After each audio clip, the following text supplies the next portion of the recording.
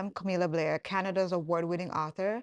I'm actually born and raised in Jane and Finch, but I was migrated to Jamaica at an early age and then returned back to Canada in my teenage years.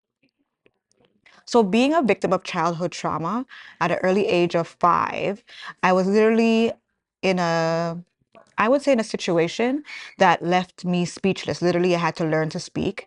So my parents decided to send me back to Jamaica. So there I learned a new culture, a new language, and then learned to speak. Not quite as I would have imagined, as I do have a speech impairment because I do speak fast and I used to stutter.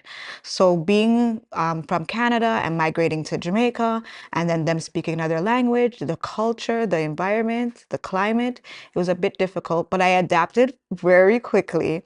And then migrating back to Canada then became an issue because of the school system. I was advanced because I went to school on the island, and then coming to Canada, they wanted to push me back. So therefore, I started to take up writing because I wasn't understood because of now I had a native tongue, but my writing was understood because I still wrote in standard English. And that's where the writing has started for me, and journaling started for me as well. And that's where this publishing company that I have now was birthed from. So I'm an author of 22 and a half books now. I do have a publishing company called COJ Books.